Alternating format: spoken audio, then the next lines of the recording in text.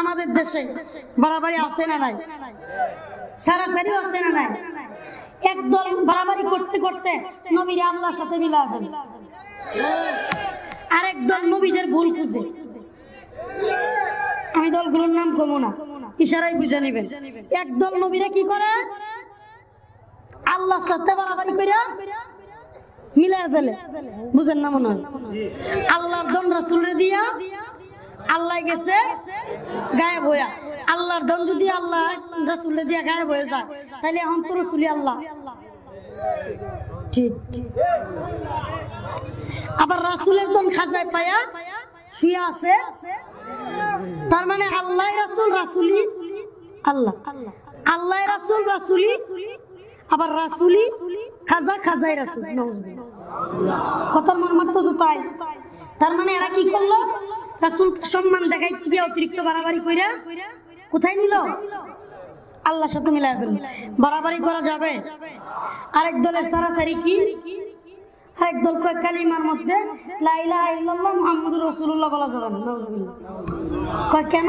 কয় লা ইলাহা ইল্লাল্লাহ মুহাম্মাদুর রাসূলুল্লাহ মিলাইলে বলি আল্লাহর রাসূল শিরিক হয়ে যাবে, একলা মিলাই দিব। হে পাগলের পাগল, এনে লা ইলাহা ইল্লাল্লাহর অর্থ এক, মুহাম্মাদুর রাসূলুল্লাহর অর্থ আলাদা। হুজুর কি বলেন? আলাদা না? লা ইলাহা ইল্লাল্লাহ মানে কি? আল্লাহ এক, অদ্বিতীয় কেউ। মুহাম্মাদুর রাসূলুল্লাহ অর্থ কি? মুহাম্মদ সাল্লাল্লাহু আলাইহি ওয়াসাল্লাম আল্লাহ। তা আল্লাহর যদি রাসূল হয়, আল্লাহর যদি নবী হয়, তার মানে আল্লাহর বান্দা। এখানে তো আল্লাহ হয়ে যায় না, তাহলে এটা আবার বিদআত শিরিক বলার কি আছে? কিন্তু ওরা বলবে এই দল সারাসারি গ্রুপ, এই দল সারাসারি। আরেক দল কি? বাড়াবাড়ি আল্লাহর জন্য রাসূলের দিয়া। এই কথা যে বলছে সে তো শিরিক করছে, মুশরিক হইছে। যারা এই কথা শুই না ঠিক ঠিক বলছে, বর্তমানে ওয়াজের মাহফিলে আরেক ট্র্যাডিশন চালু হইছে, প্রথা চালু হইছে, বক্তা যা কয় তাই ঠিক। ঠিক না? এই যে ঠিক, বক্তা যা বলে তাই, এটা প্রথা চালু হইছে না। বক্তা যাই বলে তাই ঠিক বলা যাবে না, নেতা যাই বলে তাই ঠিক বলা যাবে না। নেতা খায় গাঞ্জা, মদ, সুদ, ঘুষ, তবু স্লোগান দেয় আমার নেতার চরিত্র। কি ভাই, তুমি যে তার পক্ষে সাফাই গাইতেছো, তারা নিয়ে ক্ষমতায় বসাইতেছো, এত চুরি করবো, বাটপারি করবো, দুর্নীতি করবো, খানের নিচে তেল তৈব, সব গুণা তোমার হইব। ঠিক কি ঠিক না? তুমি বুঝতেছ? তো এই জন্য আমার আপনার মনোনয়ন, আমার আপনার সাক্ষ্যটা আল্লাহ পাকের কাছে বিচারের আওতাধীন হওয়া লাগবে। বলতেছিলাম এক গ্রুপ বাড়াবাড়ি, আরেক গ্রুপ। মুসা আলাইহিস সালামের সময় কাপড়ের মধ্যে ময়লা লাগলে কাপড় কি করতো? কেটে ফেলা যেত। ঈসা আলাইহিস সালামের সময় এসে ময়লা সই না। কথা বুঝতেছেন? মুসা আলাইহিস সালামের সময় ময়লা লাগলে কাপড়, আর ঈসা আলাইহিস সালামের সময় ময়লা নিয়ে নামাজে দাঁড়ায়। মুসা আলাইহিস সালামের সময় ছিল বাড়াবাড়ি, ঈসা আলাইহিস সালামের সময় এসে ছাড়াছাড়ি। কিন্তু আমার রাসূল বললেন না, মধ্যম পন্থা ওয়াসিতা, ময়লা লাগলেই কাপড় কেটে ফেলে দিতে হবে না, আবার ময়লা নিয়েও নামাজ পড়া যাবে না, দৌত করতে হবে। সুবহানাল্লাহ বলবেন না? কত সুন্দর না? সুন্দর কিনা? আল্লাহর নবীর সম্মান আমরা দেই কি দেই না?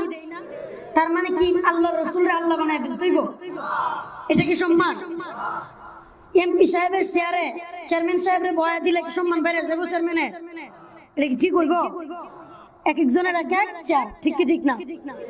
আমি না আল্লাহর এমপি বানাইতেছি না, রাসূলের চেয়ারম্যানও বানাইতেছি না, বুঝানোর জন্য, সাপোজ এক্সাম্পল দেওয়ার জন্য বললাম। চেয়ারম্যানের চেয়ার চেয়ারম্যানের, MP chair MP, chairman MP চেয়ারে বসবে না, এমপি চেয়ারম্যানের চেয়ারে বসবে না। যার যে স্থান, যেই কাজ যারে সাজে, সে না করলে গাবলা বাবু। ঠিক কি ঠিক না? যেই কাজ যারে সাজে, হ্যাঁ না করলে। আমাদের রাসূল পৃথিবীর সমস্ত নবীদের শ্রেষ্ঠ নবী, সমস্ত বান্দা, সমস্ত মানুষের শ্রেষ্ঠ মানুষ। তাই বলে কি তিনি আল্লাহ? তিনি আল্লাহর বান্দা কি বান্দা না? জোরে বলেন। তাহলে আল্লাহর বান্দারে যদি আপনি বলেন আল্লাহর দন রাসূলরে দিয়ে আল্লাহ গেছে গায়েব হইয়া, এই কথা বলা কি ঠিক? বুঝা বলেন ঠিক? এই কথা কোনো বিবেকবান মানুষ স্বীকার করতে পারে? একদল আছে স্বীকার করে, একদল আছে কি করে, এরা হলো আল্লাহর বান্দা না, এরা খাজার বান্দা। এরা হলো কার বান্দা? এরা নবীর উম্মত না, এরা আশিকে উম্মত, আশিকে নবী না, আশিকে খাজা। এরা আশিকে রাসূল না, আশিকে জিলাপি। এরা কি? আশিকে আল্লাহ তাআলা আমাদেরকে আশিকে জিলাপি হওয়া থেকে হেফাজত করুক, আশিকে রাসূল হিসেবে কবুল করুক। কোন ব্যক্তি যদি আশিকে রাসূল হয় তাইলে রাসূলকে সম্মান করবে, মহব্বত করবে, ভালোবাসবে, রাসূলের নামে দুরূদ পড়বে। আচ্ছা বলেন তো দেখি, কোন ব্যক্তি মিলাদ পড়লো না তাইলে কি সে কাফের? কোন ব্যক্তি মিলাদ পড়লো তাইলে কি সে কাফের? তাহলে ছোট্ট একটা বিষয়ে উম্মতকে একটা ফিতনার মধ্যে ফেলে রাখা, এটা কোন আলেমের কাছে হতে পারে? কেউ মিলাদ পড়বে, কেউ পড়বে না, তাই বলে যারা মিলাদ পড়ে তারা কাফের, যারা পড়ে না তারা কাফের, এরকম বলা যাবে? অথচ বাংলাদেশে কথিত একদল আলেম আছে না নাই? এরা কি বলে? এরা একটা চট্টগ্রামের একটা আছে পাগলা, নাম কমন, এদের নাম বলাও ঠিক না। একটা কয় কি, মিলাদ কি আমরা করলে নামাজ হইতে আসছি না, মিলাদ না হইলে রোজা রাখতে আসছি না, হজ করতে আসছি না। এরা পাগলের ঘরে পাগল। কি বলবেন? মিলাদ না করলে নামাজ পড়তে আসছি না, কি আজীব কথা। তার মানে নামাজের চাইতে মিলাদ বড়? একটা কোরআনের আয়াত দেখাতে পারবেন মিলাদ পড়া ফরজ? কোরআনের অকাট্য দলিল দ্বারা ফরজ বিধান কাকে বলে? যেই বিধানটা কোরআনের অকাট্য দলিল দ্বারা প্রমাণিত সেটা ফরজ। তো এমন একটা আয়াত আছে যে মিলাদ পড়তেই হবে, ফরজ ওয়াজিব। তাহলে এই বিষয়টা আপনি উম্মতদের মধ্যে ফাটল সৃষ্টি করবেন কেন? আপনি কিসের আলেম হলেন? আমি তো বলবো উম্মা তোমাদের আজকে তো আজ ভালো লাগতেছে না, আমি জানি, আপনাদের ভালো লাগলে লাগুক, না লাগলে নেই। কারো ভালো লাগানোর জন্য ওয়াজ করতে আসছি না, আল্লাহকে ভালো লাগানোর জন্য আসছি। অনেকে কইতেছে হুজুর নারায়ে তাকবীর একটা দিতে পারলাম না, গামছালা বাঁধতে আইছিলাম। গতকাল রাঙ্গামাটি গেছি, রাঙ্গামাটি বান্দরবন, তো 15-20টা মোটরসাইকেল দিয়া শোডাউন দিয়ে নিয়ে গেছি। ফুলাবান এক একটার কোমর গামছা রুমাল বান্ধব। 1.5 ঘন্টা ওয়াজ করার পরে ইসলামী বয়ান করছি, একটাও স্লোগান দিতে পারে নাই। আল্লাহ হুজুর এটা কি ওয়াজ করলেন, একটা স্লোগানও দিতে পারলাম না, গামছালা বাঁধছিলাম। দিয়ে লাগছে দিচ্ছিলাম না, এটা লেগে আইছিলেন। এগুলোকে মাকসাদ করা যাবে? আমি আয়াতে কারিমা তিলাওয়াত করেছি এবং বলতেছিলাম বারাবারি এবং সারাসারি। আমার আলোচনা বুঝতেছেন? কি বারাবারি এবং কোনটাই রাসূল পছন্দ করেন? আমার আপনার নবীও আছে। তো আমাদের দেশে একদল আছে, এরা কি বলে, যদি কেউ রাজনীতি করে ইসলামী হুকুমত কায়েমের জন্য হোক, যেভাবে হোক, গণতান্ত্রিক রাজনীতি যারা করে কথিত একদল আছে, এরা কয় এটা কুফরি, এটা গণতান্ত্রিক রাজনীতি করতেছে, এ মুফতি হোক, শাইখুল হাদিস হোক, আল্লামা হোক, এক কাফের হয়ে গেছে, মুনাফিক। একদল আছে না নাই? আছে না হুজুর? এই দল বাড়াবাড়ি করে। আবার আরেক দল আছে কথিত, এরা আবার যারা রাজনীতি করে না। ওই দিন আমার সামনে এক বক্তা বলতেছে কিশোরগঞ্জ এক মাহফিলে, আমার সামনে, কখনো মুফতি কোন শাইখুল হাদিস যত বড় আলেম হোক যদি বলে আমি রাজনীতি পছন্দ করি না, এ মুসলমানই কাফের হয়ে গেছে। দুই দলই বাড়াবাড়ি, দুই দলই। কেউ যদি বলে আমি আব্রাহাম লিঙ্কনের প্রণীত রাজনীতি, for the people, by the people, of the people, এই রাজনীতি করি না, সমস্ত ক্ষমতার মালিক জনগণ, এই রাজনীতি আমি বিশ্বাস করি না, এই রাজনীতি পছন্দ করি না, করবো না, তাহলে তাকে কাফের বলতে পারবেন আপনি? আবার কেউ যদি বলে ইসলামী হুকুমত কায়েমের জন্য, ইসলামী হুকুমত কায়েমের জন্য, খেলাফত প্রতিষ্ঠার জন্য গণতান্ত্রিক রাজনীতি করতেছি, আমি সমস্ত ক্ষমতার উৎস জনগণ, এটা মানি না। সমস্ত ক্ষমতার মালিক আমি কারে মানি? কিন্তু রাজনীতি করতেছি খেলাফত প্রতিষ্ঠার জন্য, আপনি তাকে কাফের বলতে পারবেন? তার মানে দুই দলের নিয়ত এক। কেউ খেলাফত প্রতিষ্ঠার চিন্তা করতেছে, মঞ্জিল এক, মাকসাদ এক, রাস্তা ভিন্ন। ঠিক কি ঠিক না? যদিও আমাদের পথ আলাদা, কিন্তু গন্তব্য জোরে বলে এক। কিরকম? কেউ চিন্তা করে দাওয়াত ফি সাবিলিল্লাহ, জিহাদ ফি সাবিলিল্লাহ দ্বারা খেলাফত প্রতিষ্ঠা হবে। আবার কেউ চিন্তা করে গণতান্ত্রিক প্রক্রিয়ায় রাষ্ট্রীয় ক্ষমতা হাতে নিয়ে খেলাফত প্রতিষ্ঠা করবে। ঠিক কি ঠিক না? দুই দলের মাকসাদ এক, কিন্তু পথ ভিন্ন। পথ ভিন্ন হইতে পারে, এজন্য আপনি কোন এক দল কোন আরেক দলকে কাফের বলবেন, এটা কখনোই আদৌ ঠিক কথা বলেন না। রাসূলের সিরাত পড়ে, রাসূলের জীবনী পড়ে আমি যে কয়টা বিষয় দেখলাম, তার মধ্যে 4টা বিষয় অন্যতম। কয়টা? রাসূলের জিন্দেগিতে পাওয়া যায় তাবলীগ। কি পাওয়া যায়? রাসূল সাহাবায়ে কেরামের দুয়ারে দুয়ারে, এমনকি কাফের মুশরিকদের দুয়ারে দুয়ারে ঘুরে ইসলামের দাওয়াত, কোরআনের দাওয়াত দিছেন না দেন নাই? এটাকেই তো তাবলীগ বলে। কি বলে? তার মানে রাসূলের জিন্দেগিতে তাবলীগ পাওয়া যায়। রাসূল সাল্লাল্লাহু আলাইহি সাল্লাম সুফার মধ্যে, আসহাবে সুফা, মসজিদে নববীর একটা স্থান, সেখানে কোরআন হাদিসের তালিম সাহাবায়ে কেরামকে দিছেন না দেন নাই? এখন বর্তমানেও তো কোরআন হাদিসের তালিম মাদ্রাসায় দেওয়া হয়। তার মানে রাসূল সাল্লাল্লাহু আলাইহি সাল্লাম কোরআন হাদিসের তালিম দিয়েছেন। তাইলে রাসূলের জীবনীতে কি পাওয়া গেল? তালিমও পাওয়া গেল। তার মানে মাদ্রাসা শিক্ষা কি কেউ বেদাত বলতে পারবে? হ্যাঁ, প্রথমে কি বললাম? রাসূলের জিন্দেগিতে তাবলীগ আছে, তালিম তরবিয়ত মাদ্রাসা শিক্ষা আছে। 3 নাম্বার, আল্লাহর নবীর জিন্দেগি খুললে বায়াত, বায়াত পীর মুরিদি আছে না নাই? রাসূল সাল্লাল্লাহু আলাইহি সাল্লাম উলামায়ে কেরাম আছেন, বায়াত রিদওয়ান করেছেন না করেন নাই? তার মানে ইসলামের জন্য, দ্বীনের জন্য, দ্বীনের ঝান্ডাকে সমুন্নত রাখার জন্য বায়াত করা, বায়াত হওয়া জায়েজ নাকি না জায়েজ? কিন্তু বায়াত হতে হবে দ্বীনের ঝান্ডাকে সমুন্নত করার জন্য। পীরের দরবারে হাদিয়া তুফা, পীরের দরবারে সিন্নি নিয়ে যাওয়া, পীরের দরবারে মাথা টুকায় সিজদা করা, পীরের দরবারে মান্নত করার জন্য, জোরে বলেন, পীরের দরবারে মান্নত করা, সিজদা করা, পীরের কাছে সন্তান চাওয়া, সব কয়টাই হারাম হারাম হারাম, শিরক শিরিক শিরিক।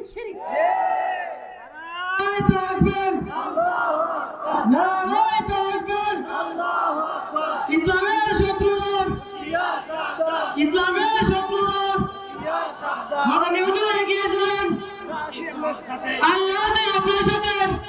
পীরের দরবারে মান্নত করা, মাথা দিয়া মাথা লাগানো, কথা বুঝেন মুসলমান?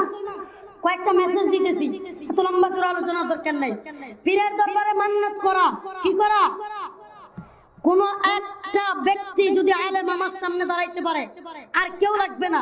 আমি ওদম রফিকুল ইসলাম চ্যালেঞ্জ করলাম, কোন পীরের দরবারে মান্নত করা একটা কোরআন একটা হাদিস দ্বারা যদি মান্নত করা জায়েজ প্রমাণিত করতে পারে, আর ওয়াজ করব না। হুজুর কি বলে? পীরের দরবারে মান্নত করা জায়েজ? পীরের কাছে সন্তান চাওয়া জায়েজ? হ্যাঁ। পীরের দরবারে গিয়ে মাথা লাগায় সিজদা করা জায়েজ? অথচ আমাদের দেশে তিনটাই আছে না নাই? বিলকুল হারাম, বিলকুল হারাম, শিরক। কোন ব্যক্তি যদি পীরের দরবারে সন্তান চায়, কোন ব্যক্তি যদি পীরের দরবারে মান্নত করে, কোন ব্যক্তি যদি পীরের দরবারে সিজদা করে, সে ব্যক্তি শিরক করলো, মুশরিক হয়ে গেল। করা যাবে? যাবে?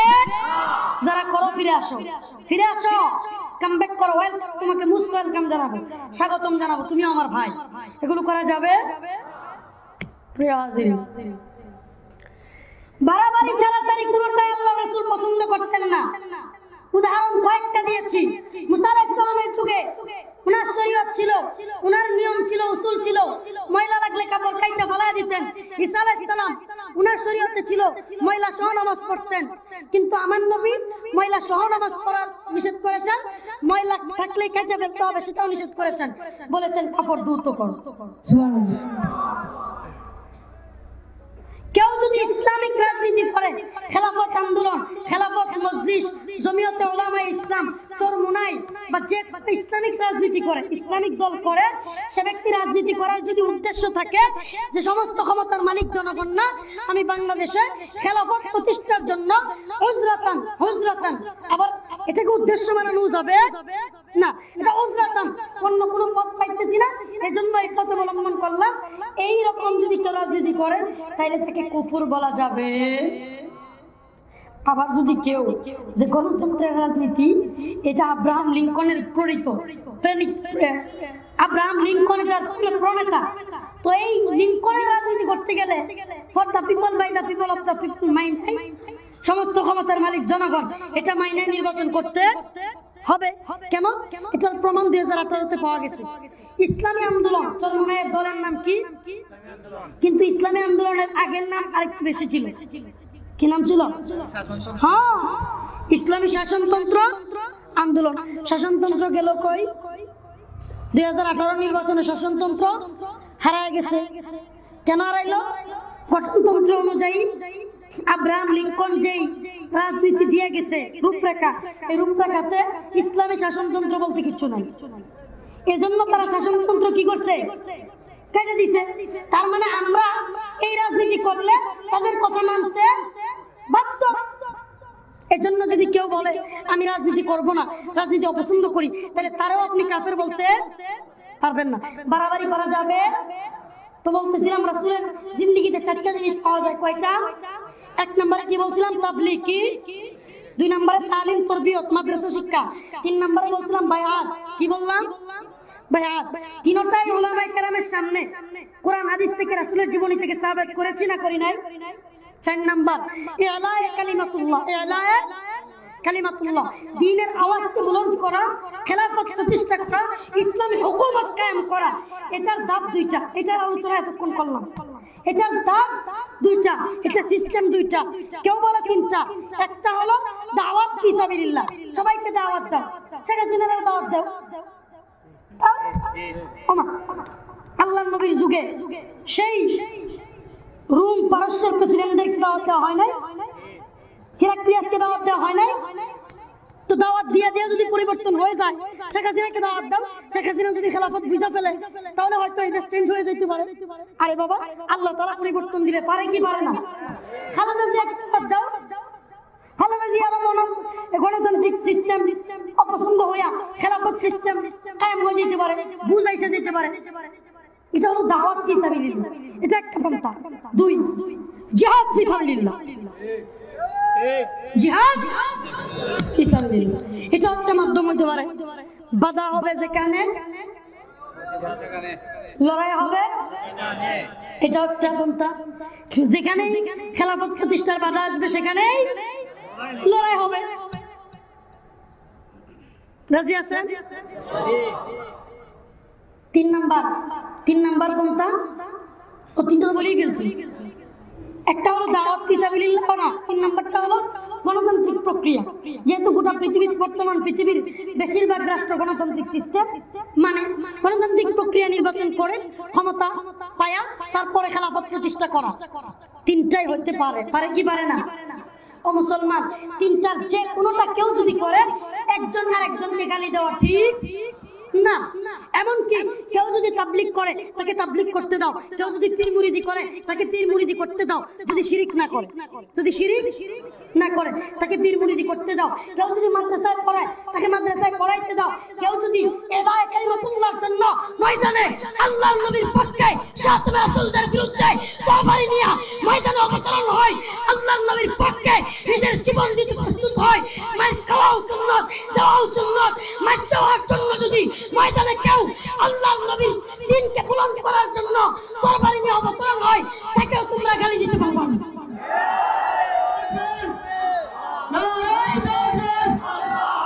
আল্লাহু আকবার।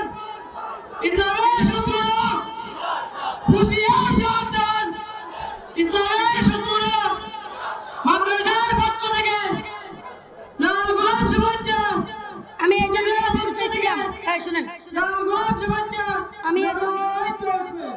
আমি এই জন্য বলতে চাইছিলাম আপনি তাবলীগ করেন। ভাই শুনেন, তাকবীর শুনেও আসে কি মুসলমান হইলেন আপনি?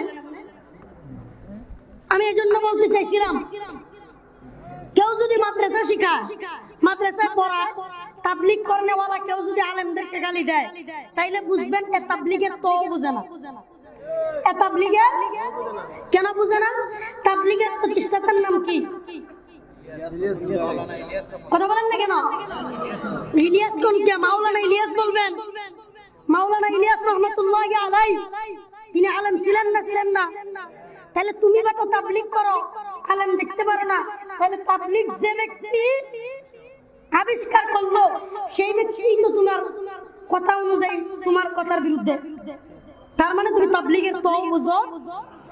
কেউ পীর মুরিদি করো, পীর হইছো, মুরিদ হইছো, এখন মাদ্রাসাওয়ালাদেরকে দেখতে পারো না। আরে বেটা, এই পৃথিবীতে সবচাইতে বড় পীর তো আমার রাসূল। ঠিক কি ঠিক না? আমার রাসূল এই কোরআনের আলেম ছিলেন না? ছিলেন না? হাদিসের আলেম ছিলেন না? ছিলেন না? তার মানে কোন পীর হইয়া কোন আলেমকে যদি দেখতে না পারে, মাদ্রাসা শিক্ষা দেখতে না পারে, এই পীর হইতে পারে না, ভণ্ড। কোন পীর যদি তাবলীগ দেখতে না পারে, তাবলীগের বিরোধিতা করে, এই পীর হইতে পারে না, ভণ্ড। কোন তাবলীগওয়ালা যদি মাদ্রাসাওয়ালাদেরকে দেখতে না পারে, এই তাবলীগওয়ালা হইতে পারে না, এও ভণ্ড। তার মানে তুমি কোনো একটা করো, তাবলীগ করো, কোন একটা করো, তাবলীগ করো, মাদ্রাসা শিক্ষা দাও, এলায় কালিমাতুল্লাহ দ্বীনের আওয়াজ বুলন্দ করতে চাও, অথবা পীর মুরিদি করো, চারটার যে কোনটা করো, একটাও যদি করো আলহামদুলিল্লাহ, তুমি একটাই করো, কিন্তু অপর তিনটাকে গালি দিও না, বরং অপর তিনটার প্রতি ভালো নজর রাখো। ঠিক কি ঠিক না? সমস্যা নাই। যদি তুমি না পারো চারটা করতে, করো না, কিন্তু যারা করে এদেরকে তুমি গালি দিও। আরে আল্লামা নূর হোসেন কাসেমী রহমাতুল্লাহ আলাইহি, তাফাজ্জুল হবিগঞ্জি রহমাতুল্লাহ আলাইহি, উনারা ছিলেন চারটা দিকের আল্লাহর সবচাইতে বড় কুতুবদের এক একজন। চারটা দিক যাদের ভিতরে ছিল। ঠিক কি ঠিক না? আল্লাহ তাআলা আমাদের এই সমস্ত মুরব্বিদের দরজাকে আরো বুলন্দ করে দিক। আল্লাহ তাআলা ওনাদের ফয়েজ ও বারাকাত আমাদের অন্তরে ঢাইলা দিক।